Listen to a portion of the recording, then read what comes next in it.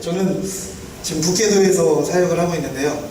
실은 제가 PPT를 하면 제일 앞장에 일장기를 냅니다. 일본 국기를 냈는데 요즘 저도 일장기를 보기가 굉장히 불편해서 뺐습니다. 빼고 그냥 북계도에서 유명하다고 하는 관광지 사진을 넣습니다. 뭐 크게 중요하지 않으니까 설명하지 않고 넘어가도록 합니다. 북계도를 향한 주님의 사랑의 이야기입니다. 다음 넘겨주세요. 그래서 북계도는 거의 남한만 합니다. 크기가 남한만 하고요.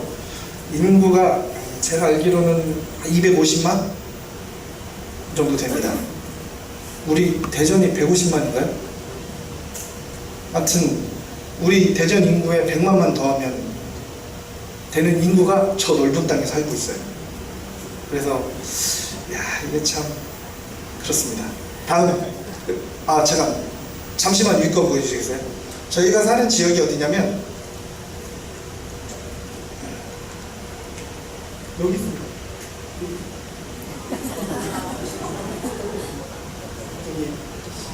도난이라고 그래가지고요. 여기서 생활하고 있습니다. 학교한테. 그래서 기온이나 뭐 사는 것은 한국하고 비슷하고요. 조금 겨울 기간이 조금 길 뿐입니다. 다음 보여주세요. 저희 가족이고요. 다음. 저희가 살고 있는, 사역하고 있는 하코다테라는 도시인데요. 하코다테는 뭐 간단하게 군산이라고 생각하시면 됩니다. 특히 저는 교회들이 조금 보이시는데, 일본이 세국 정책을 펼 때 항구를 3개를 열었어요. 나가사키, 요코하마, 북해도는 하코다테를 열었습니다. 그래서 하코다테는 러시아 정교회도 있고요. 그다음에 가톨릭, 그래서 지금 한 6만 정도 되는데 26만이라는 인구를 가진 도시치고는 교회가 좀 많은 편입니다. 한 20개 정도의 교회가 있습니다. 제가 7년 동안 사역 좀 협력했던 교회는 한 100명 정도가 모이는, 일본에서도 좀 규모가 있는 교회에서 한 7년 동안 협력을 했었는데, 그래서 하코다테 안에 그 교인들이 협력을 잘해서 뭐 기도회도 하거나 그런 모임들을 잘 갖는 곳입니다. 다음 보여주세요. 그래서 아까 이 사진은 아까 그 다리 쪽만 딱 떼낸 사진인데요. 여기는 하코다테고요. 여기는 시카베라고 제가 요즘에 같이 일본인 목사님과 같이 전도하고 있는 지역입니다. 다음 보여주세요.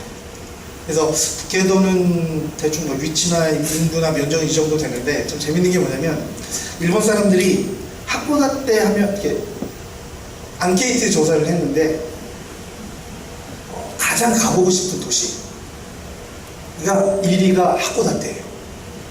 약간 일본 사람들은 북계도에 대한 동경이 좀 있습니다.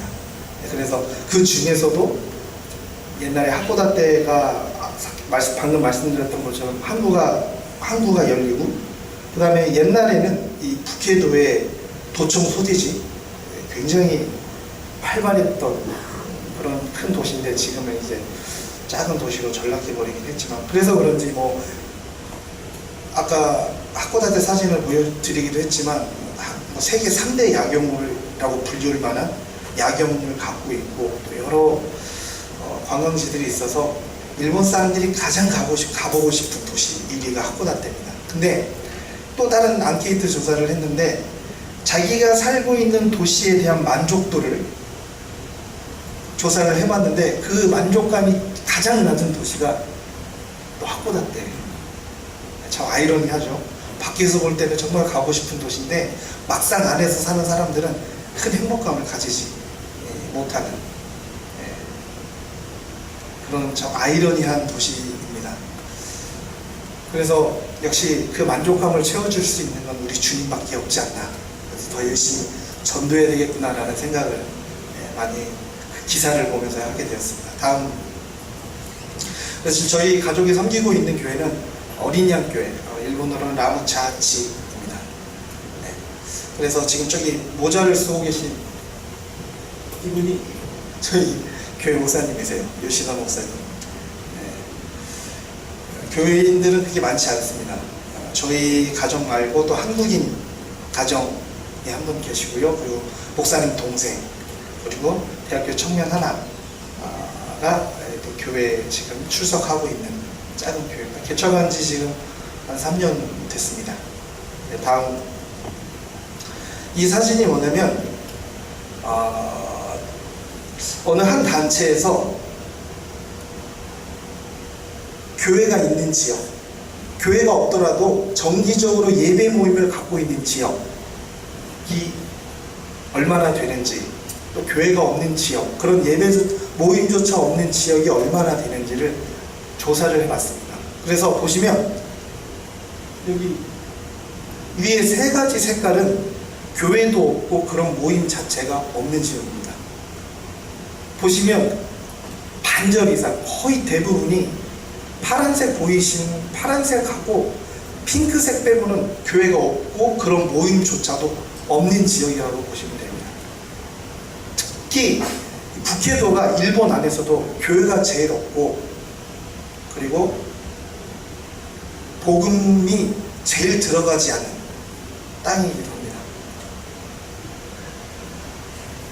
그래서 이제 지금부터 저의 지금 하고 있는 사역을 간단히 말씀드리면, 다음 한번 보여주시겠어요? 사역에 보면 교회에서는 주일 예배 찬양 인도하고 있고요. 그 다음에 주일 예배, 주일 학교 설교하고 새벽 예배 인도하고 있습니다. 그리고 이제 돌아가면 저희 교회는 목사님 좀 뜨거우셔서 금요 철학 하세요. 그래서 금요 철학 때도 이제 말씀을 좀 전해줬으면 좋겠다 말씀하셔가지고 돌아가면 철학 때도 말씀을 전할 계획을 하고 있습니다. 네, 다음 이거는 이제 성탄절 주일학교 초청 예배인데, 일본에서는 성탄절 안 쉬는 거 아시죠? 아시나요? 성탄절 안 쉽니다. 성탄절 안 쉬고 그 이틀 전이 23일이 천황 생일이었어요.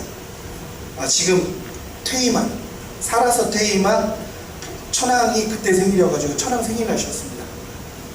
그래서 항상 이제 일본에서는 성탄절이 쉬지 않기 때문에 그냥 평일이기 때문에 그 성탄절 바로 전주가 성탄주일이에요.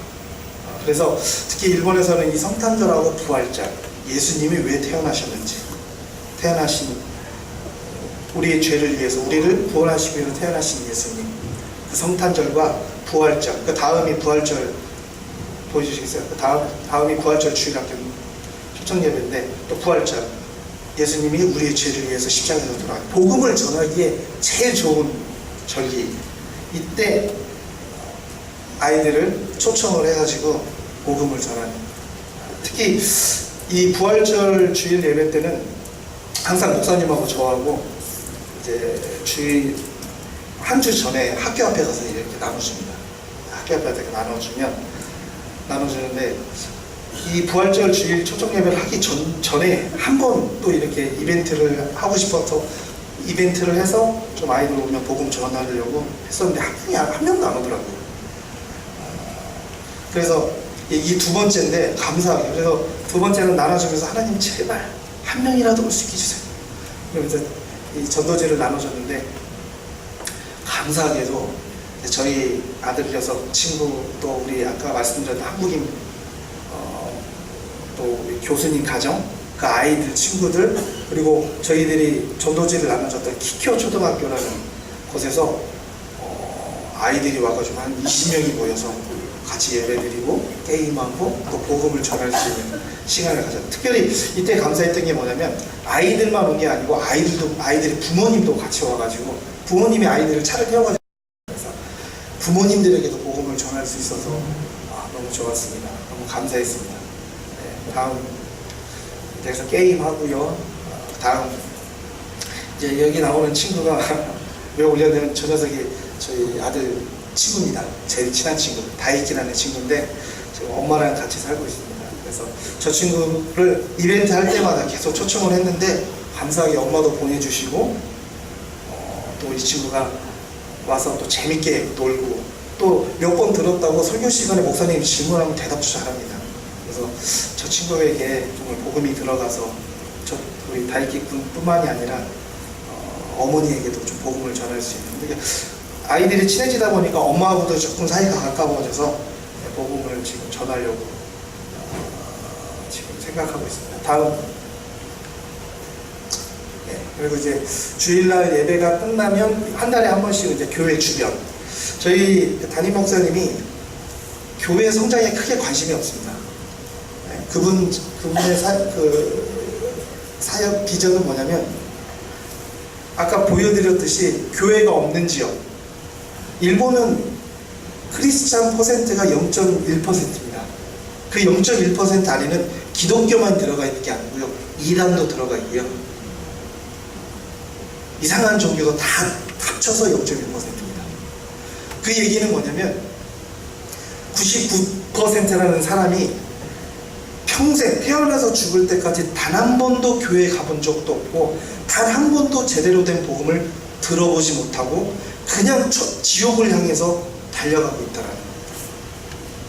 그렇기 때문에 이분의 사역은 뭐 어떻게 해서 교회를 성장시키고 교회인들 숫자를 늘리는 데 관심 있는 게 아니고 복음이 전해지지 않는 곳에 가서 복음을 전해요.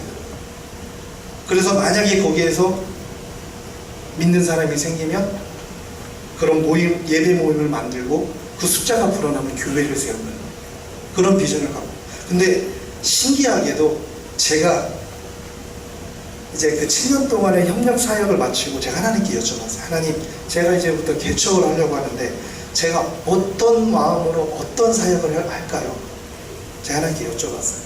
하나님이 저에게 너 예수님이 공생애를 처음 시작할 때 뭐라고 얘기했니? 물으시더라고요. 회개하라. 천국이 가까웠다. 그래.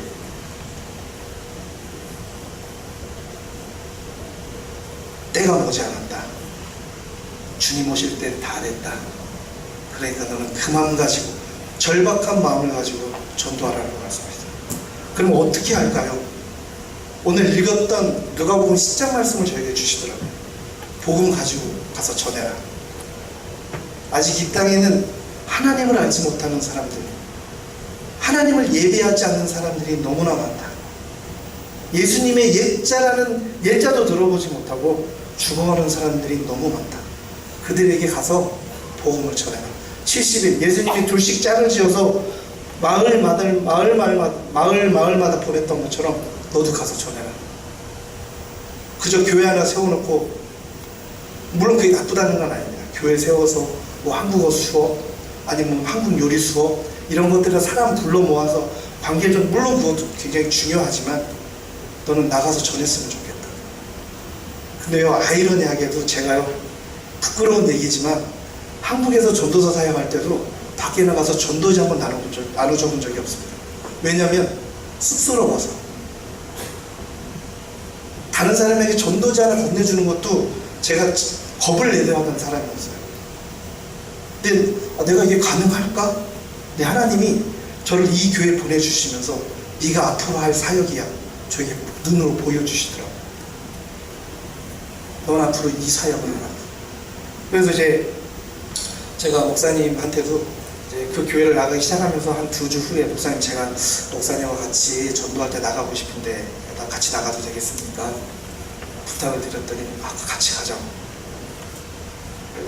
그때부터 지금 같이 나가지 한 1년 넘게 같이 전도 다니면서 하고 있습니다. 다음 보여주실까요?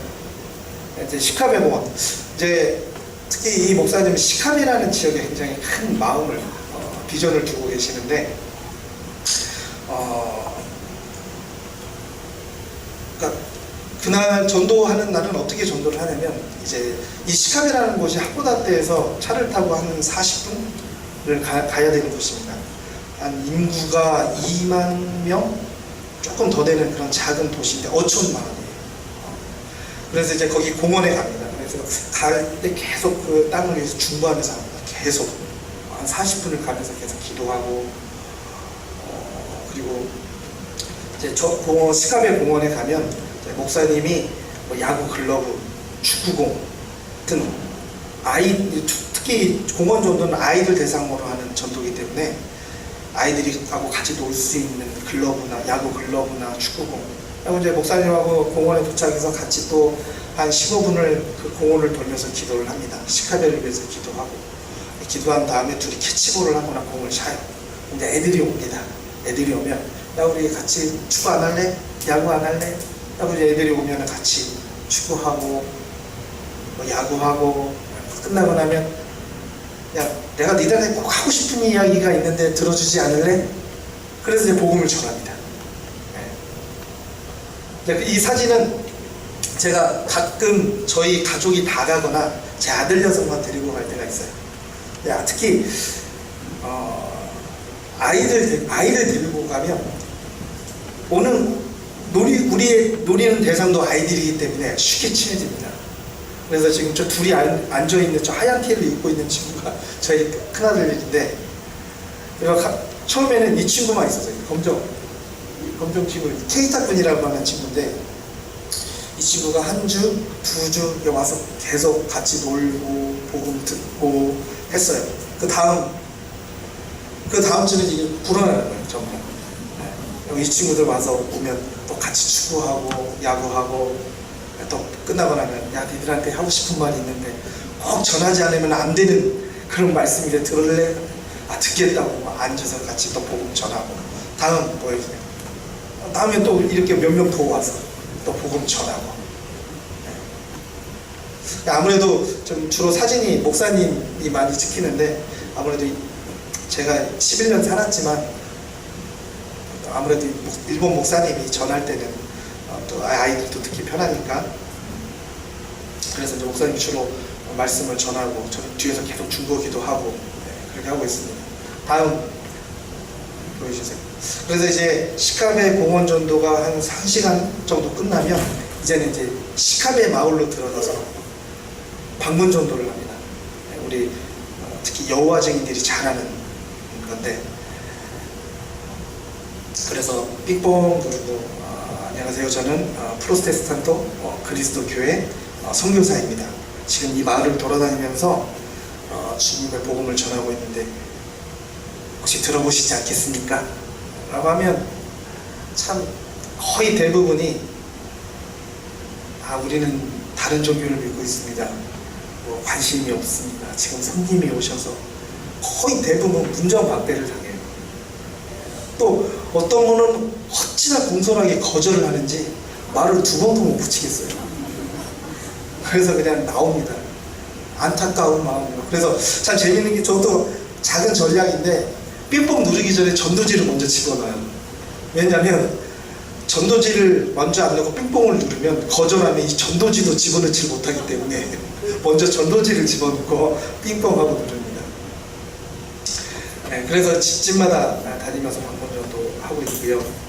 다음 이제 여기는 제가 다니던 전도를 하고 다녔던 지역 리조트. 여기는 어떤 지역이냐면, 이제 다이와라는 큰 회사가 저 넓은 부지를 사서 개인에게 분양을 해. 일정량의 토지를.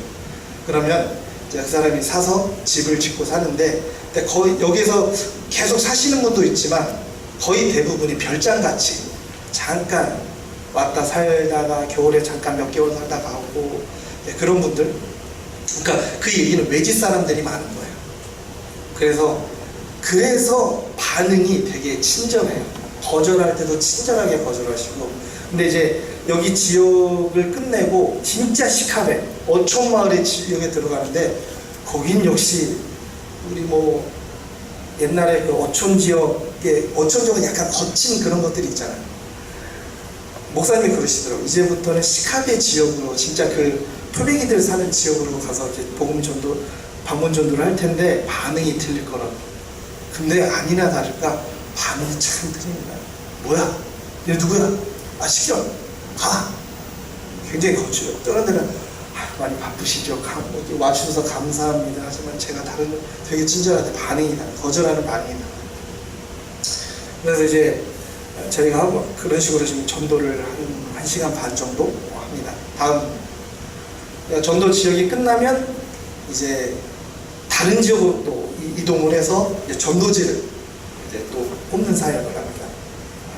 집에 그 포스터가 집집마다 있기 때문에 그래서 저는 아들이 늘 항상 같이, 아까 말씀드린 늘 같이 다니는 건 아닌데 가끔 데리고 다닙니다. 왜냐면 저는 우리 큰아이도 뭐 선교사까지는 아니어도 이 땅 가운데 살면서 복음 전하는 게 아빠가 선교사이기 때문에 아빠는 복음을 전하는 사람이 아니라 나도 하나님을 믿는 자로서 전도자로서 살았으면 좋겠다라는 그런 소망이 있어서 이 아이를 늘 이렇게 같이 데리고 다닙니다. 참 재밌어 해요. 근데 한 번은 어떤 할머니한테 전도지를 줬는데 할머니가 나 필요 없어 그러면서 가시더래요. 그때 저한테 쪼르르 와가지고 아빠 저 할머니 나쁘다? 왜? 내가 전도지를 줬는데 안 받아. 그래서 너무 귀엽더라고요. 예안아, 그래서 제가 그랬어요. 예안아, 우리에게는 전할 자유가 있지만 저 사람들에게는 거부할 자유가 있어. 물론 그 자유를 좋은 쪽으로 받아들이는 자유로 썼으면 좋겠지만 안타깝게도 거부하는 자유로 썼단 말이야. 그러니까 나쁘다, 내가 준 전도지를 받지 않아서 기분 나쁘다 생각하지 말고 기도해줘.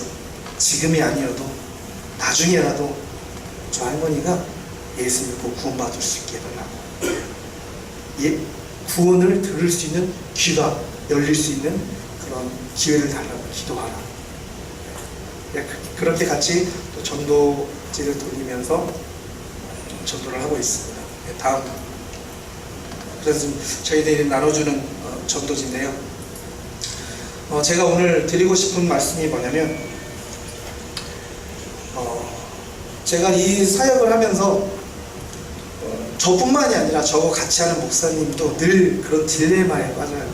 뭐냐면 저도 이번에 오니까 또 저희 어머니가 전도사를 좀 오래 하셨잖아요. 직업병인 것 같아요. 저를 딱 보시더니 성도는 많이 늘었어? 이렇게 물어보시는 거예요. 또 저희 장인어른들은 열매는 좀 있나? 물어보시더라고요. 근데 그게 저의 늘 사역을 하면서 딜레마예요.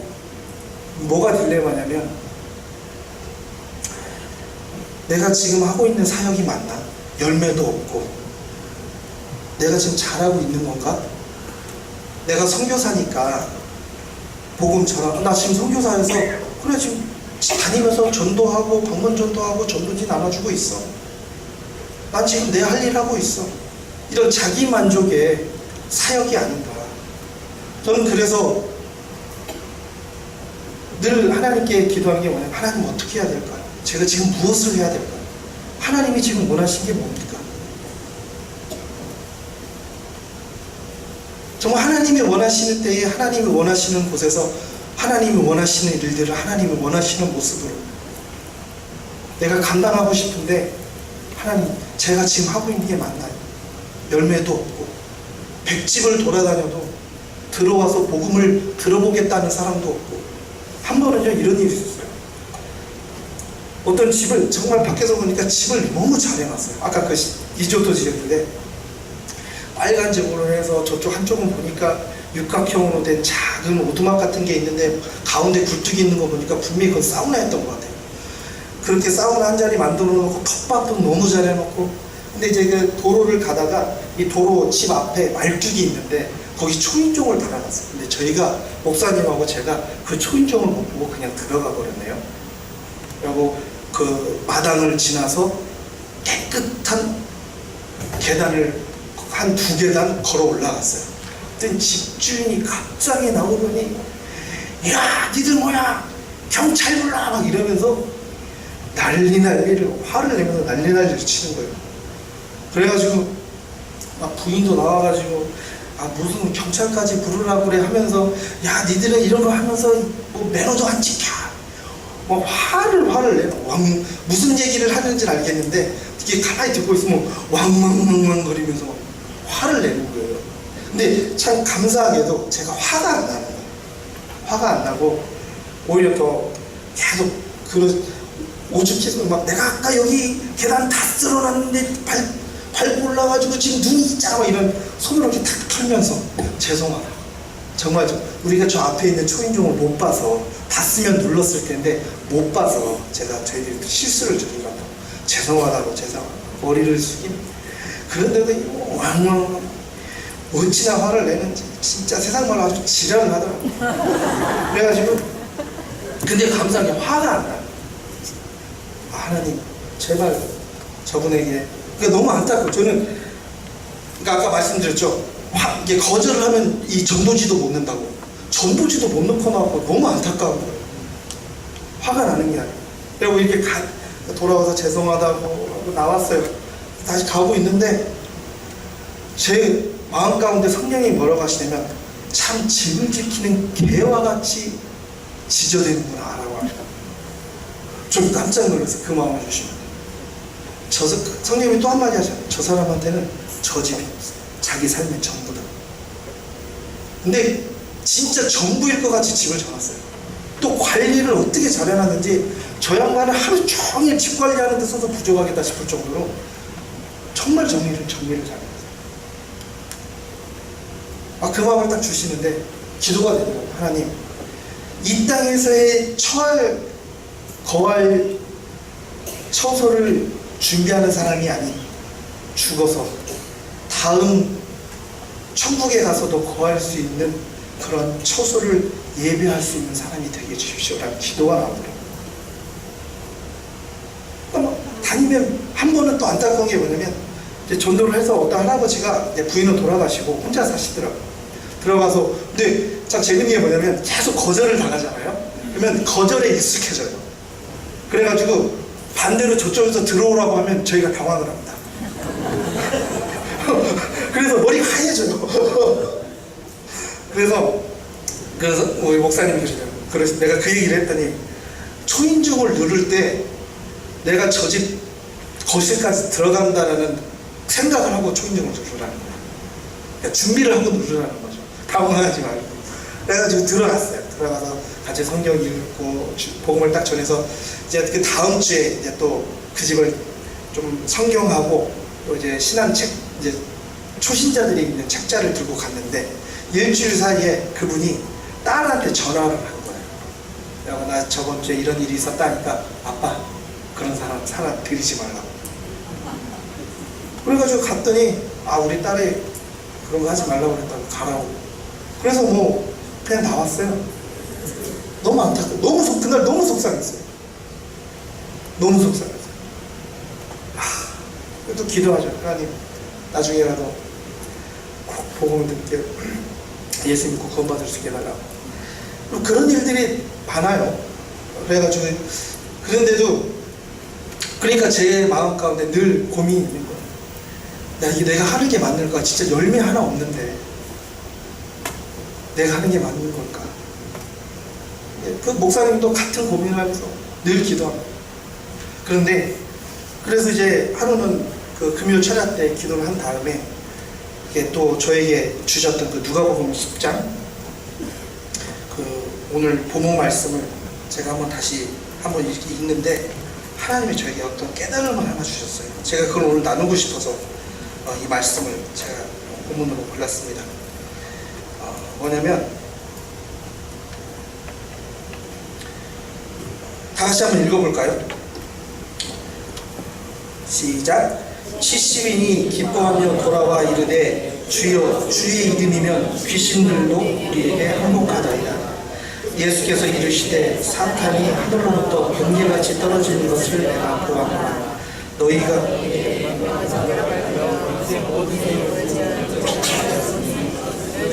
너희를 해칠 자가 결코 없으리라. 그러나 귀신들이 너희에게 항복하는 것으로 기뻐하지 말고 오직 너희 아멘. 예수님이 둘씩 마을로 보냈어요. 가서 복음 전하라고. 그래서 이 친구들은 가서 열심히 복음을 전하는데 막 병든 자를 위해서 기도했더니 병자들이 낫고요. 또 귀신 들린 자들을 위해서 기도했더니 막 귀신이 떠나가고요. 복음을 전했더니 막 아멘 아멘 아멘 아멘 하면서 받아들이고 너무 즐거웠어요. 너무 기뻤어요. 그래서 17절에 그 70인이 돌아와가지고 예수님, 내가 예수님의 이름으로 귀신을 쫓아냈더니요 귀신이 물러갑니다. 정말 하나님 너무 좋았어요. 그러니까 예수님이 그 얘기를 들으시고 그래 니들이 그렇게 전할 때, 귀신을 쫓아낼 때 하늘로부터 사탄이 번개같이 떨어지는 걸 내가 봤다. 근데 20절에 뭐라고 말씀하시냐면, 귀신들이 너희에게 항복하는 것으로 기뻐하지 말고 너희 이름이 하늘에 기록된 걸로 기뻐하라. 여러분, 귀신들이 너에게 항복하는 것, 그게 뭘까요? 쉽게 열매, 사역의 열매입니다. 사역의, 내가 이런 사역을 했더니 이런 결과가 나타났어. 내가 이렇게 사역했더니 이런 열매를 맺었어. 물론 그것도 사역자로서의 기쁨이고 기쁨이 되기도 하고 격려가 되기도 하고 위로가 됩니다. 하지만 하나님은 뭐라고 말씀하시냐면, 너희 이름이 하늘에 기록된 걸 기뻐하래요. 사역이 많은 사역자들, 또 믿는 자들이 신앙생활 하면서 나는 믿음대로 했는데, 내가 하나님 말씀에 순종했는데 왜 그런 열매들이 내가 바라는 대로 되지 않은 걸까? 실망하고 낭망합니다. 많은 사역자들도요, 저도 선교사 3개월에 한 번씩 선교 보고를 합니다. 보낼 때 정말 자랑 아닌 자랑을 하고 싶은 때도 있어요. 아, 이번 분기는 뭘 써야 되지? 라고 고민할 때도 있습니다. 근데 하나님은 저에게, 야, 그런 열매로 좌지우지 되지 마. 그런 열매로 절망하고 실망하고 그것 때문에 흔들리지 마. 네가 네 사역, 그 사역을 할 때 너의 가장 기쁨이 되고 원동력이 되는 것은 네 이름이 하늘에 기록된, 네가 구원받은 그 기쁨으로 감당하라는 거야. 왜 사역 보고 쩔쩔매고 그럴 필요가 없다는 거야. 내가 너를 구원해 주잖아. 그 구원받을 때 기쁨이 있지 않았니? 감사함이 있지 않았니? 은혜가 있지 않았니? 네가 느꼈던 그 구원받은 은혜의 기쁨을 저 사람도 느낄 수 있게 해달라고 간절한 그 마음 가지고 전하라는 거예요.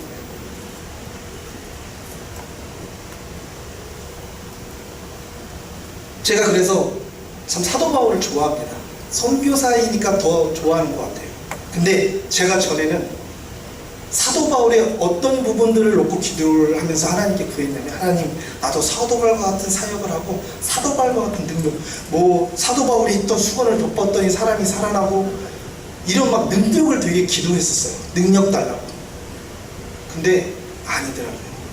하나님이 저에게 원하셨던 것은 뭐냐면, 고린도전서 15장 10절에 보면, 그러나 내가 나 된 것은 하나님의 은혜로 된 것이니 내게 주신 그 은혜가 헛되지 아니하며 내가 모든 사도보다 더 많이 수고하였으나 내가 한 것이 아니요 오직 나와 함께 하신 하나님의 은혜로다.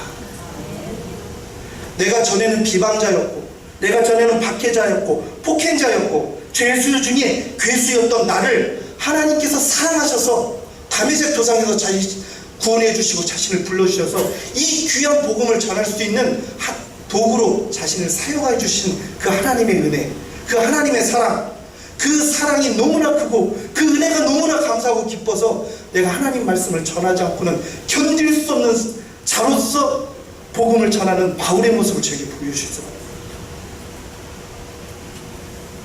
너도 그 마음 가지고 하라. 사역의 열매, 결과를 보고 좌지우지 되지 말고 그 기쁨으로 감당하라. 보니까 정말 그 사도 바울의 고백이, 처음에 갈라디아서 보면요, 자기를 구원해 주신 것이 어머니의 태 때부터 하나님이 예정하셔서 나를 구원해 주셨구나. 근데 사도 바울이 계속해서 사역하면서 하나님의 은혜를 경험하는데 나중에 뭐라고 고백하냐? 아니야, 엄마의 태 때부터가 아니라 이 땅을 창조하시기 전부터 나를 예정하셨구나. 하나님의 은혜를 그렇게 더욱더 깨닫게 되고 경험하게 되더라는 거예요. 하나님이 저에게 그걸 알려주시더라고요.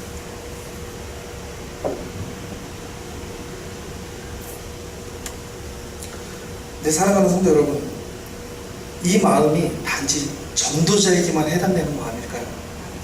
아닙니다. 지금 이 시대를 살아가고 있는 하나님을 믿는 하나님 백성에게도 동일하게 적용된다는 사실입니다. 그저 선교사님은, 목사님은 사역을 하니까 아닙니다. 하나님을 믿는 하나님의 백성으로서 이 땅 가운데 살아갈 때 우리에게도 동일하게 원하시는 거예요.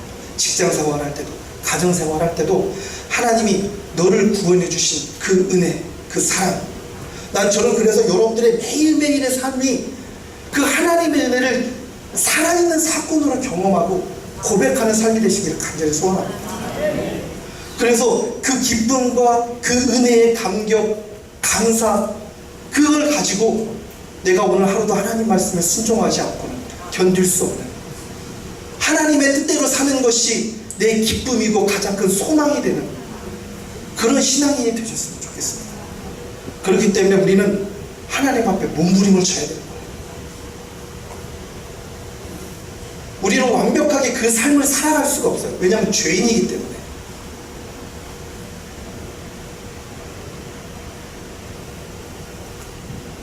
하지만 그렇게 살아가려고, 저는 그래서 요즘에 되게 재밌는 게 뭐냐면, 제가 이 말씀을 통해서 딜레마를 해결받고 제가 이 마음으로 하려고 사역을 하다 보니까요, 전도가 너무 재밌어요. 전도가 너무 재밌어요. 정말 제 인생에 이런 전도의 재미를 느낄 거라고 상상을 해본 적이 없어요. 진짜 쭈뼛쭈뼛해서 한국에 있을 때 누가에게 전도지 한다고 제대로 전해줄 수 없는 인간이 삥뽕삥뽕 눌러가면서, 그것도 한국 사람이 아닌 일본 사람들에게 가가호 방문하며 전도하라고 있다는 게 저는 기적이라고 생각해요. 제 스스로 볼 때. 야, 인생이 이렇게 바뀌는구나. 제가 어떤 능력이 있어서 바뀌었나요? 하나님 은혜인 거예요. 그래서 전도가 너무 재밌고, 그리고 매일 순간순간마다 나를 구원해 주신 하나님의 그 은혜,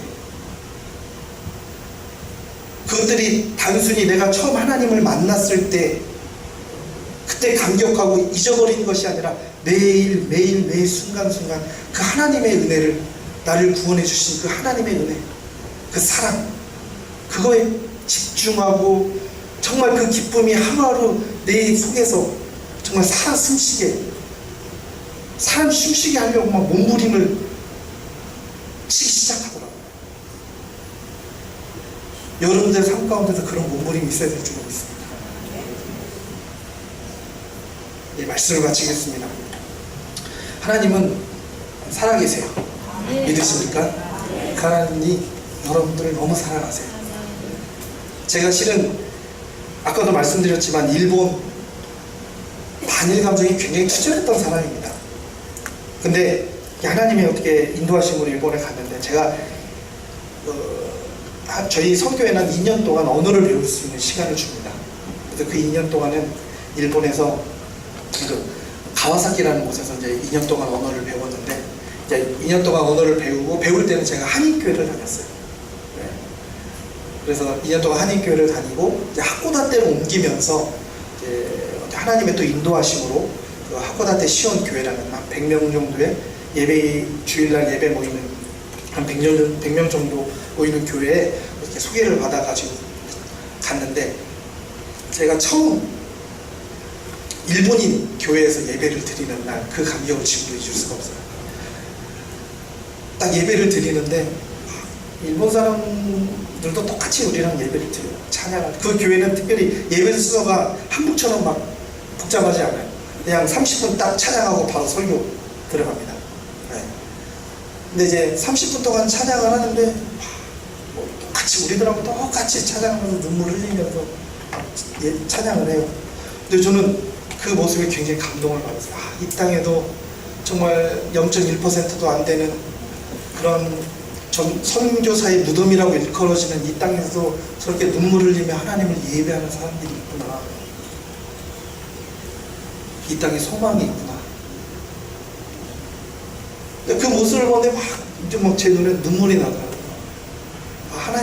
근데 하나님이 저에게 1시간 내도 울었어요. 예배 시간 내내. 근데 하나님이 저에게 어떤 마음을 주시냐면, 내가 이 땅의 민족도, 이 땅에 살고 있는 사람들, 내가 사랑하는 민족이다. 이 민족도 내가 정말 사랑하는 민족이다. 네가 이 민족들에게 주님의 복음, 내 이야기를 전해주지 않겠니? 내가 너에게 맛보게 해줬던 구원의 은혜, 사랑, 인도하심, 축복, 이런 것들을 저 사람들에게 전해주지 않겠니? 네가 전해줬으면 좋겠다. 그 마음을 저에게 주시는데, 제가 그 마음을 주시는데, 하나님, 저라도 괜찮겠습니까? 나 너무나 못났고 너무나 부족한 사람인데 저라도 괜찮겠습니까? 괜찮다는 거야. 난 네가 그 일을 했으면 좋겠다. 제가 알겠다. 그날 정말 하나님이 이 땅을 사랑하시는구나, 이 땅의 영혼들을 사랑하시는구나 라는 걸 느꼈어요. 그리고 하나님이 나를 이 땅에 선교사로 세워주신 게 내가 이 땅에서 받을 수 있는 최고의 축복이구나 라는 걸 느꼈어요. 너무 감사해요. 근데 살다 보면 뭐 위안부 얘기도 있고 독도 얘기가 가끔 튀어나오면 열이 받습니다. 저도 옛날에 그런 쓴 뿌리들이 다시 올라와서. 그런데 그래서 한 번은 마음이 너무 힘든 거예요. 근데 하나님이 저에게 무슨 마음을 주시냐면, 야, 내가 너 그 정치적으로 어떤 이런 외교적으로 이 땅에 보냈니? 아니죠. 내가 널 왜 보냈니? 복음 전하라고 보내줬죠. 야, 네가 화를 안 내고 썩 안 내도 화내고 썩낸 사람 많다. 그러니까 너는 네 할 일이나 제대로 했으면 좋겠다. 내가 보낸 그 부르심에만 집중했으면 좋겠다 라고 말씀하시더라고요. 그래서 예, 죄송합니다. 제가 또 좀 옛날에 버릇이 나왔네요. 그래서 제가 근데 그 이후로 되게 자유해졌어요. 더 기도하죠. 사랑하는 성도 여러분, 여러분의 삶도 정말 하나님이 여러분들 삶 가운데, 아까 우리 이광주 목사님 아침에도 말씀하셨는데, 내 등을 볼 것이다. 삶에 하나님께서 여러분들의 삶 가운데 역사하셨던 그 흔적들 있으시죠? 그 흔적들을 잊어버리지 않으셨으면 좋겠어요. 여러분들을 만지셨던 그 흔적들이 앞으로는 없을까요? 앞으로도 있습니다.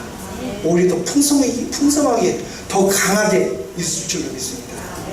그 하나님을 기대하고 그 하나님께 감사하고 그 하나님이 주시는 그 은혜의 기쁨과 감사와 감격으로 매일매일 살아가시는 여러분들이 되시기를 주님의 이름으로 간절히 축복합니다. 기도하겠습니다.